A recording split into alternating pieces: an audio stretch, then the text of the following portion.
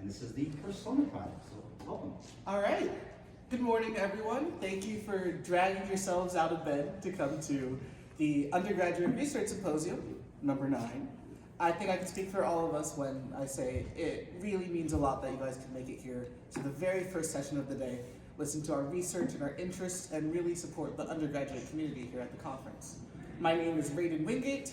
I am a physics student in my last semester at MIT, and I had the absolute honor of being able to be part of the Society of Physics Students Internship Program last year, where I got to work with APS to work on physics education research, and honestly I can say that the SPS program has been one of the most impactful programs that I've ever been a part of. It helped put me on a trajectory of doing not only a PhD in physics, but helped me really exercise my passion for physics education research, and for that I'll always be grateful.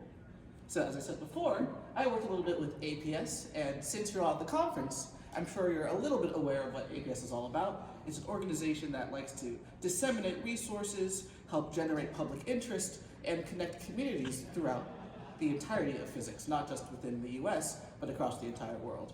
And I think during years like this, where we're celebrating the 100th anniversary of quantum physics, it's at the utmost important that APS is doing things like publishing journals, putting out experimental kits for students in middle school or high school via things like Physics Quest, and organizing conferences just like this. They also do a lot of educational research on how to make sure that physics is being done in labs or at universities in the most engaging, most equitable, and most accessible way. And a lot of their research, especially recently, has been towards people with a little bit more experience within the physics field. So a lot of grad students and researchers and professors. But as an undergrad, I'm a little bit selfish. I want to be in on the research myself. So my job with APS last year was kind of serving as a liaison between the APS physics education researchers and with the students who are within physics in the undergrad level, since I have my foot in both of the doors. And the way I accomplished this was by interviewing my fellow friends and members of the SPS Internship Program, many of whom are in this room right now, and through the interviews, I was able to learn about their stories, analyze what their main desires and wants are from organizations like APS, and using that information, I was able to create things that we like to call personas. So a persona is, I like to kind of think of it as a video game character that represents a typical demographic. So let's say, for example, I wanted to do research on African Americans in physics. Typically how this has been done in the past is I would probably interview someone who falls into that demographic, learn a little bit about their stories, write down what do they want from APS, what is their history, how did they end up here, and create a human profile based off of my interview with them.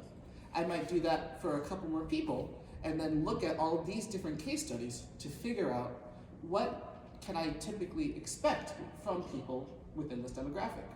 Personas is a little bit of a next level off of this concept.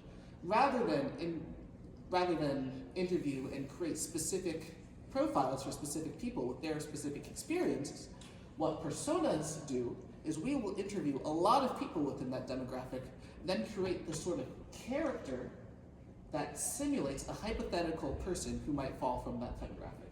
So this social media Sarah, this is a persona from HubSpot, and you can see that it talks a little bit about social media Sarah isn't a real person, but it's described as if she is. She has an age, she has a location, she has goals and objectives. And what personas really do is allow us to really summarize a lot of the main wants from people from different demographics in a way that humanizes them and adds context.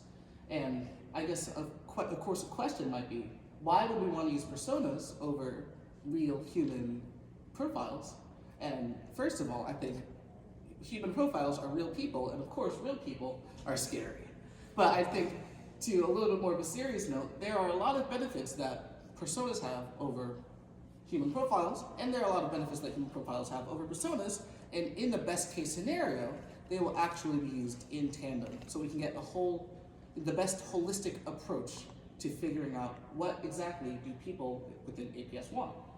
So one of the aforementioned benefits that personas have is that, first of all, when it comes to human profiles versus personas, there's a little bit more of an ethical responsibility. when you're using human profiles. Let's say I was doing an experiment where I wanted to look through exam questions and think, how would people of a certain demographic react to this exam question? How do you think we would do? So let's say one of my friends in the SPS program, his name was Caden. Let's say I had a human profile that has all of Caden's information. I can kind of think, oh, I think Caden would react to the question this way, or I think Caden would do well on this problem or not on this problem. But the problem is, Caden is a real person, and there's a little bit of a responsibility when I'm making those assumptions about a real person. With personas, these are now hypothetical people. And not only are they hypothetical people, they're people that we were able to design with a lot of context and a lot of information that allows us to better assess how they would do in hypothetical situations. So instead of asking Caden, or instead of thinking, I think Caden would act this way, or I think my friend Jaden would act this way, or I think Raiden would act this way, I can make a persona by interviewing a lot of people within a certain demographic to figure out, let's say, I think Braden would act this way. And now Braden is a persona, one of the 3 personas that me and my supervisor, Dr. Christine O'Donnell, created for the American Association of Physics Teachers Conference last summer. And as you can see, it has a lot of information such as the school that they go to, what their major is, what their main goals are, and we created a set of these to present at the American Association of Physics Teachers last summer.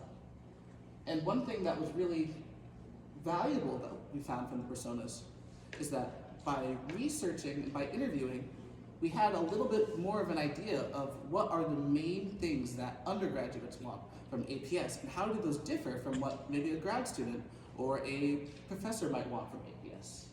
So when I was going into the project, I had a very clear idea of what I thought the personas would be about. I would split it very equally into very concrete demographics.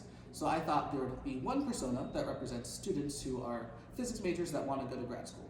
Then there was another persona that would be students who are physics majors but wanted to go to industry or a non-grad school career. And then finally there are students who aren't within physics but still want to be involved in SPS and APS. And what I learned very quickly was that those categories, those boxes, were pretty much useless.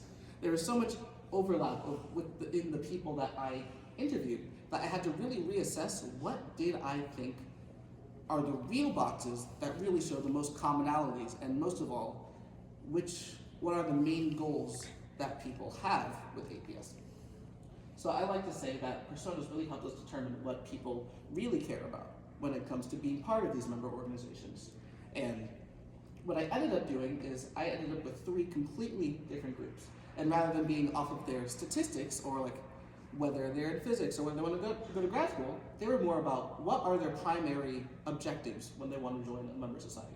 So we have Braden, who's aforementioned. He was our community-based persona. So what is a persona? I mean, what is a person of the demographic that they want to find people who are within the broader physics community? So they would join APS, or they would join another member society, so they can find other people with like interests, and then they can build a community within physics. There's other personas here, like Alex, who they know what they want to do, they have an idea of how to get there. They want to join APS so they have resources that make that journey easier. And then finally, there is Raina, who is a representation-based persona. So they are usually from a marginalized background, and they want to find not only more representation within physics, so they would try to join different communities like APS to find that, but also have more of a guidance on what their potential career paths might be for someone of their background. So I was able to present on all of these at the AAPT conference. Here's a picture of me next to the poster, and here's a little bit more of a deep dive into it. So you can see there's a QR code there. That doesn't work. That expired in like August. But I do have a new QR code if you're interested in looking at a full deep dive into all of these personas, and as well as some questions that might come up when it comes to the research process. So if you're interested, feel free to take a scan. I'll wait for everyone to come up. And then finally, because of, even though the interviews were conducted mostly to get an idea of what the personas might be, we also gathered a lot of data that might be applicable in other spheres. For example, we learned that emails are basically dead for this generation. So we want to find alternative methods like social media presence in order to get to the younger students. There's also the fact that our research was relatively limited in scope. I interviewed about 12 to 13 students, all of whom are in the SPS program and most of whom are in Research 1 or high resource departments. So in order to expand on that research and we find these personas, we might want to develop resources to grasp a larger community so that we can make sure that we're really representing all undergrad students when making these personas. So these are just a couple other tidbits from the interviews if you want to read through them. And thank you so much for listening, and I'd be happy to answer any questions you might have.